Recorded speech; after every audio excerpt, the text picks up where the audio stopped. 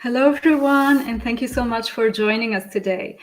I'm your host, Shireen Ben-Zayed. I'm Head of Innovation at Finastra, and we are welcoming you for this live meetup, one in a series, part of our Hack to the Future Global FinTech Hackathon. Hack to the Future is a FinTech movement igniting a world of financial sustainability, inclusion, and empowerment. And building on the success of our previous hackathons to redefine finance for good and build an unbiased fintech future, we continue to use our position in the market to inspire the fintech space to be open by default for everyone. This year, we aim to drive engagement beyond our global fintech ecosystem with three main themes that are inclusive to all. First one, sustainable and inclusive finance. Second one is embedded finance and banking as a service. And third one is decentralized finance. And today we will be talking about decentralized finance, DeFi. We already had a number of sessions, including two really interesting videos that I encourage all of you to go and check, and I will be posting them on the LinkedIn chat. These are videos that were run by my colleague Ivy, who took us through an intro to blockchains and networks, so explaining really what is Ethereum, what's the difference between Ethereum, Bitcoin, Polygon, Solana, etc. So a very good intro to the topic. And there was a second video that was focusing to wallets, so an introduction to wallets and really a step-by-step guide in case you need to get started with this space. So I'll be sharing the link to these two videos. Today we focus on another topic that is really exciting in the DeFi space, and it's non-fungible tokens, NFTs. Our innovation team has actually been experimenting recently with NFTs, and we thought we would share our learnings with you.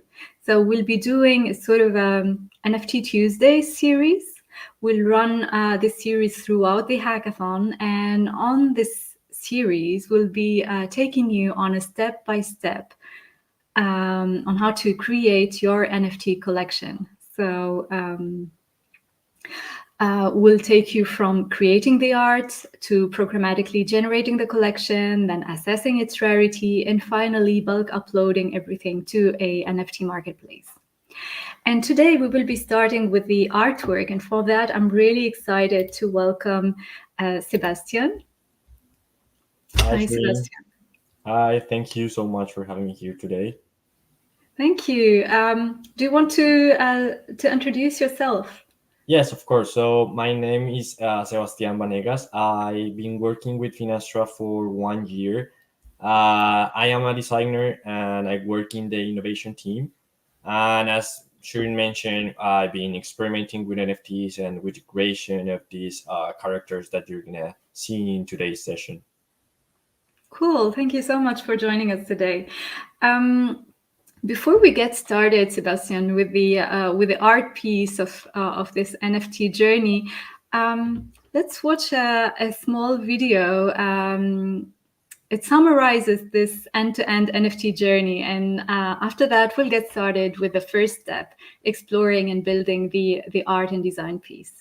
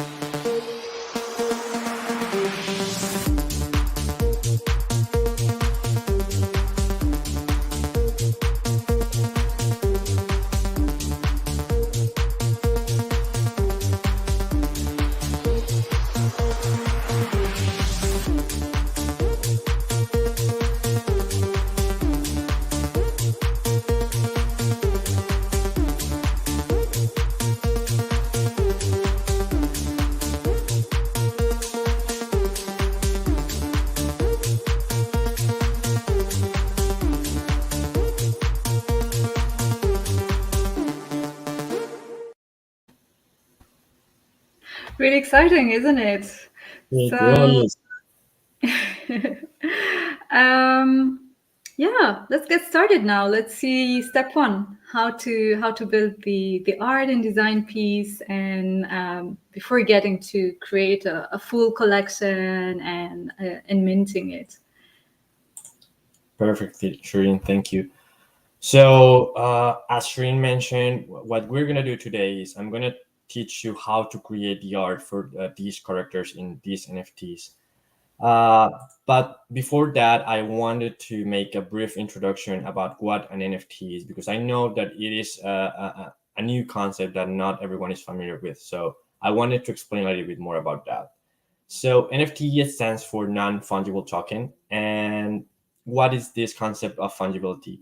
So something is fungible when its individual units are interchangeable and indistinguishable in value. So what is the meaning of that concept of fungibility? I'm going to use an example for you to understand that, and the currencies are the best way to understand this. So we know that every dollar is interchangeable and has the same value as any other dollars. So for example, if I owe you $100, you don't really care what bill are you going to receive back as long as it has the same value. So that's the concept of fungibility. This concept also apply for Bitcoin.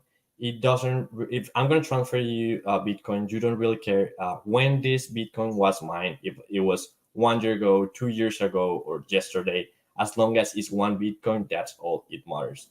So non-fungible assets are unique, and because that properties that they have and that uniqueness is why they have a different value. They are often rare and they are scarce, and that's why they tend to have high value by collectors. So that's where you're going to see in the market NFTs that are sold for millions of dollars. So now let me go a little bit further and explain to you what the technical concept of an NFT. So an NFT is a record that is stored on the blockchain. And this record is a certificate that says that a digital asset is unique, and it tells you about the history of its ownership. So NFTs can be used to represent digital assets such as images, audio, video, and other types of digital files. Each of the NFTs is unique, so you're not going to find another one that is the same in the blockchain. NFTs can also be used to track and represent the ownership and authenticity of physical assets, including artwork, creative artwork such as paintings, sculptures, and other type of art pieces. So think about an NFT as a certificate of authenticity. So let's say that you are going to receive a certification that says that is a unique piece and is yours. So the question now is why buying an NFT? So I know that we all have seen in the market these really expensive NFT that are sold, and we don't really understand why they are so expensive. So let me give you this example.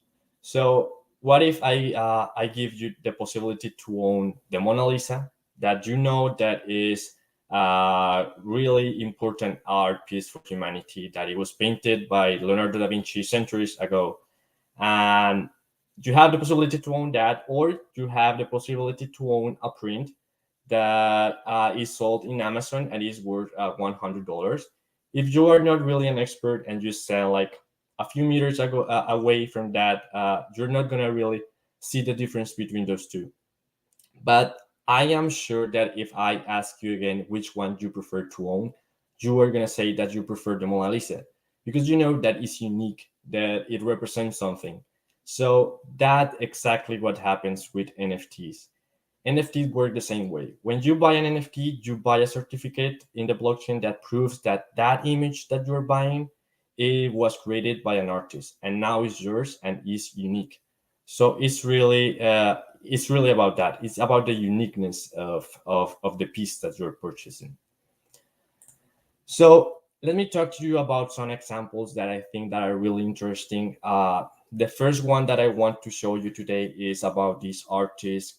His name is Beeple, and his NFT was sold by Christie's. This is one of the biggest auction houses in the world, and it was sold for $69 million. So this artist, a few years ago, he released his first collection, and he sold a couple of these NFTs for $69,000. And 1 year after that, this NFT was sold in Christie's for $69 million. So this gives us an idea of how the market is working right now. And the fact that it was sold in this auction house, it gives the validation to NFTs that they belong to the artwork. So it's interesting to consider that. It's not everything about images, about artwork. It's also about other type of things. So that's why I want to share this example with you. Jack Dorsey, he is the CEO of Twitter. He sold the first tweet that he published in Twitter for $2.9 million. So the way this worked, he was working with this company. The name is Valuables by Cent. And the way this platform works is that anyone can go to this platform and they can decide that they want to purchase a particular tweet. So you're gonna offer some money to the creator of that tweet, and if the company is going to take that offer, is going to show that to the author, and if the author decide that they want to accept your offer, you're going to be able to buy this NFT that this company is going to create. So that's what the CEO of Twitter did, and he raised all this money and he gave all this money to charity. So that's something really interesting too, that people are using the NFT world for making good things. So they're using this money to charity and doing interesting things. The third example I want to show and share with you today is the last album of Kings of Leon. So they created a limited amount of NFTs, and this NFT gave you the possibility to first download the digital version of their album. It also gave you the chance to own one of the limited version of the vinyl of the album, and you were the owner of a unique art piece. So they sold that for two. They sold each NFT for $50, and they raised $2 million in profits from those NFTs. And the last example that I want to share with you is the case of Top Shot. Top Shot. This is a partnership between the NBA and a blockchain company. And what they did was they brought the idea of collectible cards in sport to the blockchain world. So if you are a fan of basketball, you can go here and you can buy a pack of moments in history of NBA, and you're going to be the owner of particular moments. So let's say that you are a fan of a player in the NBA and you like that they did something great in this game. So you're going to have the possibility to own that play in that particular game. So that's something really cool that they're doing in sports. They're doing the same in soccer with collectible cards. This particular case, they raised $700 million in less than a year. So as you can see here, there's a lot of money around NFTs. So the market is something that is really moving right now. So it's something to consider for the future.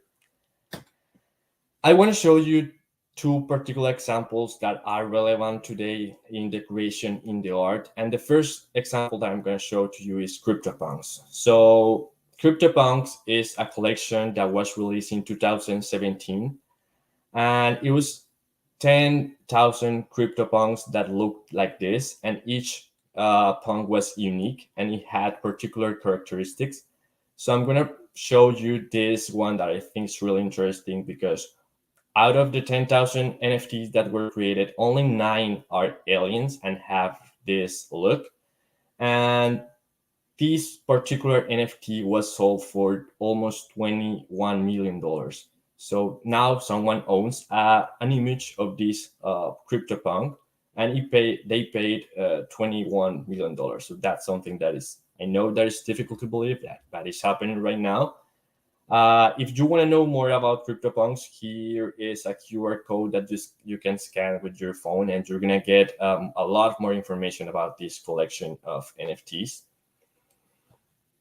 The second example that is related to the art that I want to show you today is Bored Ape Yacht Club. As you can see, it is similar. I mean, it's a different type of image, but the idea and the concept is similar. The thing that they're doing different is that, other than the image, if you own one of these apes, you're gonna have access to other things in the website of this Ape Yacht Club company. So they have a project right now that is called the Bathroom, and basically, if you own one of these apes, you're gonna have the possibility to go there and create your own pixelated version of a toilet. So that sounds funny, but it's really cool and it's happening right now. Again, if maybe you have the money and you want to participate in this market, you can go to the website. Here's the QR code that you can scan. I wanted to show you this example. This is an ape that it was sold for $3.7 million. Uh, Only 0.77% of these apes have this stripy fur. So that's a rare trait that these images have. So now that I showed you both of these examples, I know that you can see that there's something that they have in common. So even though each CryptoPunk and each ape is different, you can see that the base of these images is really similar. So that's when this concept of generative art comes into place.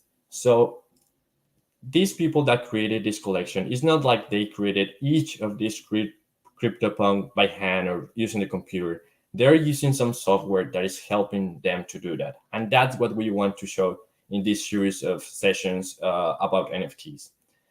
So, what is this generative art process? So, it's a process of algorithmically generating new ideas, forms, shapes, colors, and patterns. And the way it works is you first create a set of rules, and then you use those rules to tell a computer what to do and how to create this artwork for you. So, if you can see here with these CryptoPunks, you can see that there are different characteristics. So, for example, we have a hat, we have some glasses, we have a hoodie, another hat, but the base of each CryptoPunk is the same.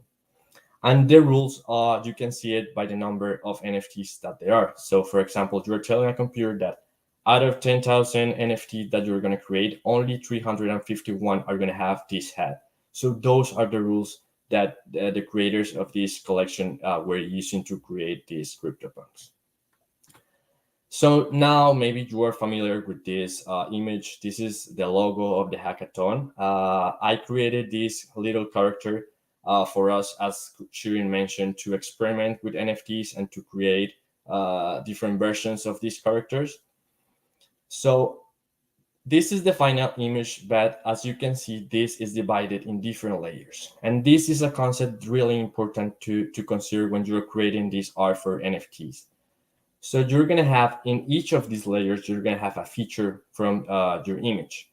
And another concept that I want you to understand here is the traits. So each layer is going to have different type of traits. So for example, we have that the layer one that is the background, it has different traits. So it's going to have a purple version, a violet version, a gradient version, and a dark version. For the hoodie, you're going to have the black, purple, violet, red, and blue version. So that's something that you have to understand in order for you to understand what we are going to do in this process. At this point, you might wondering how many NFTs are you going to be able to produce with this particular set of layers and traits. And there's a way to knowing that. And if you take a look of this part of my screen, there's a formula that you can use to calculate that number. So the number of NFTs is equals to the product of every layer trait. So for example, we have four different traits for background, 5 different traits for hoodie, 5 different traits for face. And if you multiply all these numbers, you're going to have your final number, and that's going to be the amount of NFTs that you're going to be able to create. So in this case, if we use all these characteristics for our character, we're going to have a maximum amount of 5,000 NFTs. So now that you understand how I created the structure of this NFT, I want to show you how I actually created this character. So I'm gonna go now to this software. The name is Illustrator. So this is the software that we use to create the NFT. But I want you to first understand the structure of what we're doing here. At the end, the software is irrelevant. If you understand the structure of layers and different traits, you're going to be able to create NFTs in different software. At the end of this, I'm going to show you how to create your own NFT image for using only PowerPoint. So that's something that is going to be really interesting too. So I brought here the reference for our little character. So as you can see here, these are all the layers that we use. So if we combine all these layers, we're gonna have our final character. I want today to show you how to create one of these layers. So let me only select the face of the character. So we're gonna start by creating the head. Because we are working here with pixelated characters, we're going to use a tool that Illustrator has that is really useful. The name of that tool is Rectangular Grid Tool. So you can find it here in the left. It's usually below the line segment tool. So if you want to go to that tool, you only have to right click here and you select the rectangular grid. Once you selected your tool, you're going to click your artboard and you're going to be able to enter all the parameters for your artboard, for your grid that you're going to create. I know that my artboard has a width of 612 pixels, so that's the size that I'm going to use. I know that I want a vertical and horizontal of 50 pixels in each side, so that's what I'm going to do. So I'm going to go OK, and that way I'm going to create my new grid. Something that is really important for you to know is that each of the things that you're going to do in Illustrator has to be in a different layer. So the first step always has to be to create a new layer. So you're going to go here to your layers and you're going to create a new layer. I'm going to take this, I'm going to erase it because I need it to be in the new layer. So I'm going to select the new layer and I'm going to create again my grid.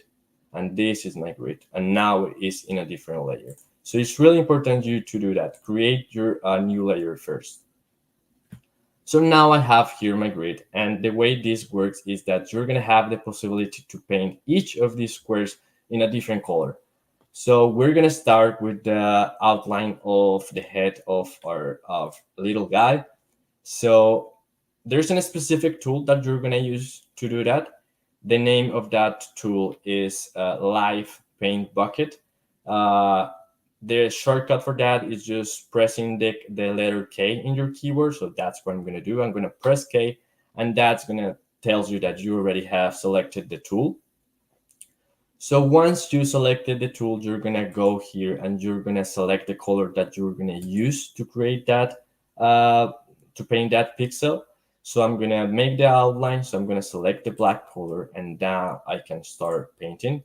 So I'm going to go and I'm going to start. Because we're dealing with symmetrical shapes, what I recommend to do is first work in one side, and that is going to allow you to replicate in an easy way the other side. So let's do that. So I'm going to start here. So I'm going to start creating the shape of the head. So that's what I do. So I have the left side of the head of my little guy here. What I do is just basically start counting pixels. So you know that you have 3 pixels in the left. Now you're going to do 3 pixels on the right. And in that way, you're going to guarantee that your image is going to be symmetrical and it's going to look much better. Again, don't be afraid of do funky things. That's part of the process. Just have fun with it. It's really interesting.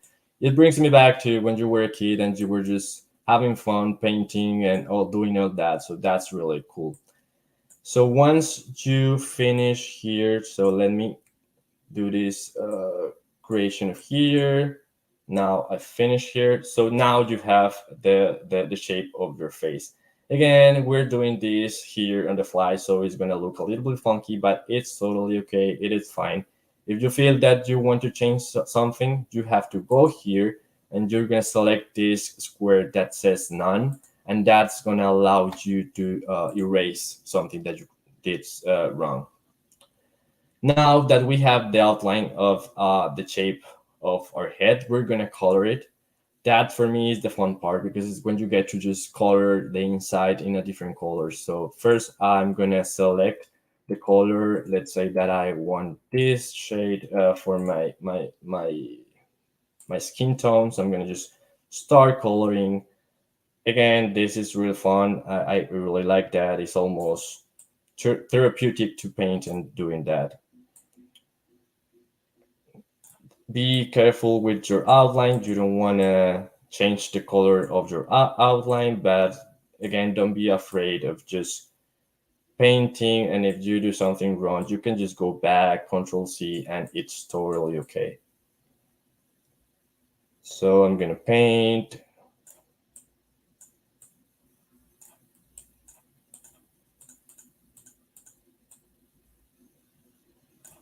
Okay, so now I've finished painting my the head of the the the character. So as you can see here, there's something funny here looking. It's not symmetrical. So what I would do now is I'm gonna go here. I'm gonna erase those pixels that I think that are looking weird, and I'm gonna just change it. So I'm gonna change this pixel and this pixel because it looks weird, and I'm gonna go and change that.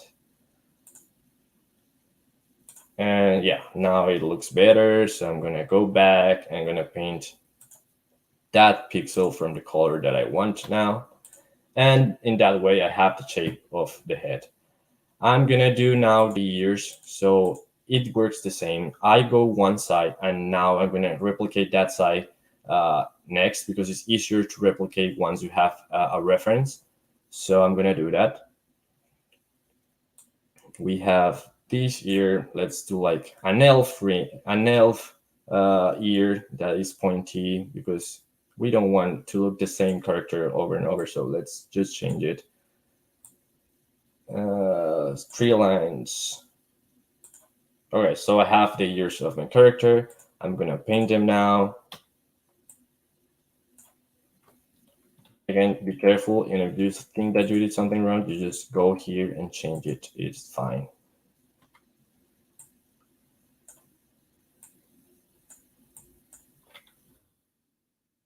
Okay, so this is gonna be the basic structure of the head of our character. So that's how it looks like without having the grid in the way. So the next step is, let's say that we want to add the hair of the character.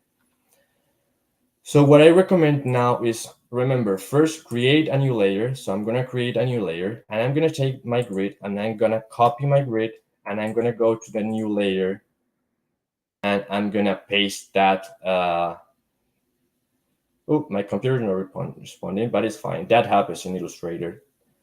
So I'm gonna go to the layer and I'm gonna copy in the same place the grid. So as you can see now I have 2 grids that are the same. I do that on top of my last layer because I want to have the basic structure, and now I can color in an easier way, and I'm gonna guarantee that the hair is gonna be in the right position. So now that I created a new layer, I'm just gonna proceed to empty the content of that layer. So now I'm gonna have an empty layer. And let's do the hair. So let's say that we are inspired by CryptoPunks. So let's do a mohawk, because it's gonna look really cool with this pointy ear guy here. So that might happen. If you select the color before selecting your paint bucket tool, it's gonna happen that. So don't get scared or anything. You just have to go back, and then before selecting the color, you just select your tool with the shortcut K, and then you select the color. So let's make the outline for the hair. Let's pick black, and let's do the mohawk.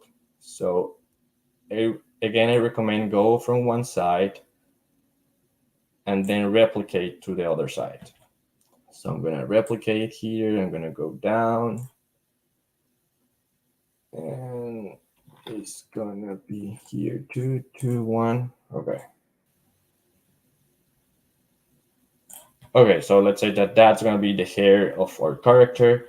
Now we're gonna give a fun color for the color of our our character. So let's go with green. Why not?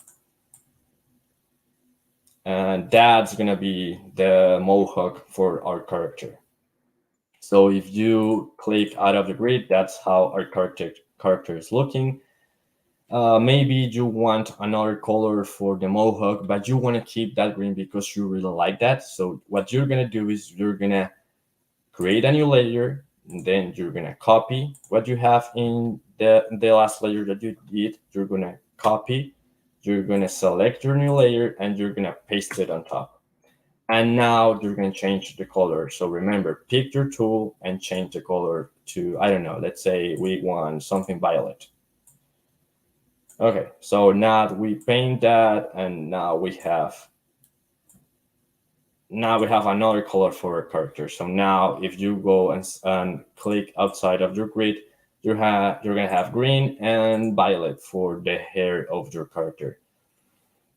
So now that we have two layers, let's finish the face and let's do the eyes and the mouth in the same layer. So we're gonna create a new layer. Again, we're gonna select our grid, copy our grid, go to the new layer. Again, Illustrator gets slow sometimes. It's a heavy, I don't know, burden for the computer sometimes, so it's fine. We're gonna paste in the same place our grid. So something happens, so Control C, let's copy our grid, select the new layer, and paste. And now we have the new layer. We're gonna empty the content of that layer again. And now we're gonna create the eyes of the character. So I think I like this type of eyes for the character, so I'm gonna do something similar. So I'm gonna go with my tool, I'm gonna change the color to black, and I'm gonna create the eyes for the character now. So let's say that I want the eyes right here. Let's do a slightly different type of eyes. Now let's put the white part of the eye in the same place that the other one. And let's do the mouth for the character. So let's say that it's smiling. Yeah, it's a smiley face. Yeah, so that's gonna be the base of our new characters. So now that you know how to create all these, let me show you how it's gonna look, the final version of it. I'm gonna use the other layers that I already have from my previous character to show you the last, how it's gonna look at the end. So what I'm gonna do is, again, I'm gonna create a new layer. I'm gonna take the hoodie from my previous character. I'm gonna copy, and I'm gonna go to my new layer, and I'm gonna paste that again on top of that. I'm going to take the hoodie and I'm going to place it where my new character is. So something that you have to consider with Illustrator and with all this type of software is the order of your layers. It is important. So if you have a layer that is on top of the others, you're going to cover all the content. So what you have to do is you have to reorganize your layers. So because the hoodie is the first layer, I'm going to just put it in the bottom of all the other layers that I created. So I'm gonna do that. So I'm gonna try to put it into place so it looks better. Okay, let's say that it looks pretty cool here.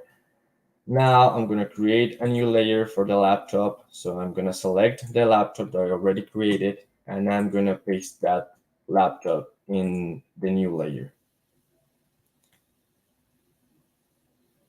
So I'm gonna paste it, and I'm gonna move it. And that's gonna be the elf version of our character, of our Hack to the Future mascot. So that was the way that I used to create these characters for the hackathon. The last part of the process that I want to show you in Illustrator, how to export these images. So something that you have to have in mind when it comes to these layers is that each layer has to have the same size in order for you to, when you join all the layers, to make sense. So what I'm gonna do is I'm gonna just export layer by layer. So let's say that I want to export the hoodie. So I'm gonna go here, I'm gonna go to file, I'm going to go to export, export as, and you are going to save that in some folder.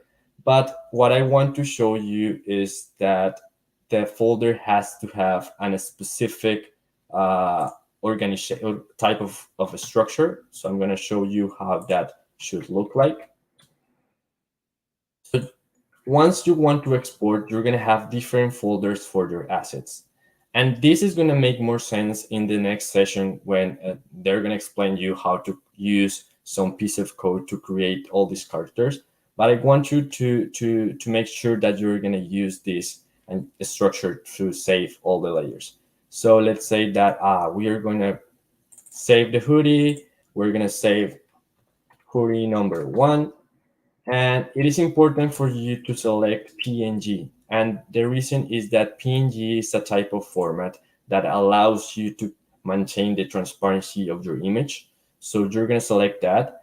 You're going to use your artboard, and that's going to guarantee that the size of your image is going to be the same with all the export that you are going to make. And then you're going to export. You're going to pick the resolution that you want. If you want 72, that is a good enough resolution for visualization in a screen. Or if you want to make a better resolution, you can just select 300 of 150. It's fine. I'm going to go with 72 and just go OK. And that's going to export this piece of our NFT or our images. So that's the way it works. That's what we did for creating this character.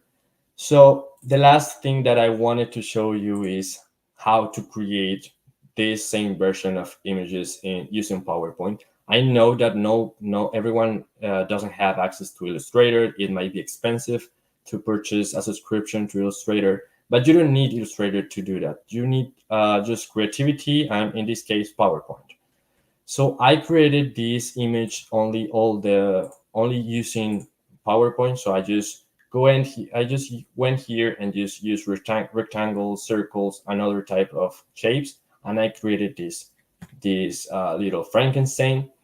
So as you can see, these are my layers. That's the layers that I want to create. So these are the layers. You have to do each layer in one slide, and that's going to be all your layers that you're going to export. So the way that you're going to do that is you're going to copy your slide, you're going to paste your slide. I'm going to get rid of this because we don't really need it. And then let's say that we only want to keep the hair for this layer. So what we are going to do is we're going to select the entire image, and then we're going to erase what we don't need. So we only need the hair, and in this case, the background. And the reason what I'm keeping here the background is because I need to guarantee that each image has the same size. So what I'm going to do now is I'm going to take this background, I'm going to change the color. So I'm going to make it transparent. So I'm going to put it with no fill, and I'm going to do the same with the outline. I don't want an outline. And what I'm going to do now is I'm going to select everything. I'm going to group it. So I'm going to go here and group my image. And the way that you are going to do that, you're going to export this image is you're going to go here. You're going to just right click, and you're going to go to save as a picture. Again, I recommend you to follow the same structure. So I already did that, but let me go to show you that. So you're gonna do this structure for your folders, and now because we are gonna save the hair, so I'm gonna go to hair.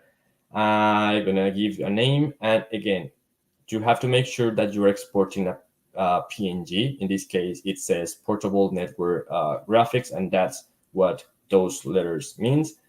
You're gonna save your image. I already have one with that name, so I'm gonna just replace it, and it is fine. and you're going to do the process for all your layers, and in that way you can create your images just using PowerPoint.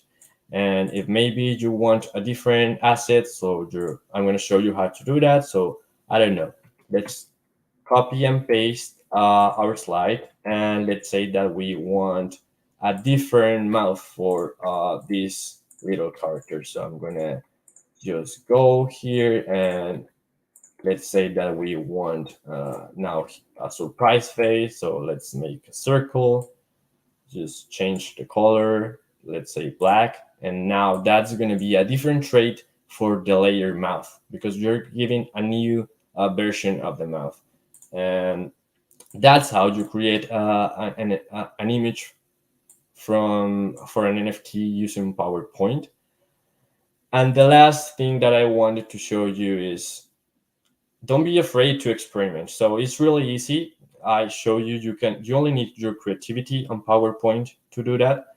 So this case is really interesting. This guy that you see here, he's only 12 years old, and he created a collection of NFTs called Weird Whales. And overnight, he sold out all his collection, and he raised all $203,000 in only one day. So I wanted to show you this because it's an invitation for you to just be creative and experiment. And maybe if you dare to enter to this world of NFTs, maybe you can have fun and make some money out of it. So thank you for your attention. That's what I wanted to show you today. Thanks a lot, Sebastian. That was a really interesting session here. You took us through an intro to NFTs, non-fungible tokens, and then the actual designs, really step by step. I'm sure lots of people watching us will go and experiment with these.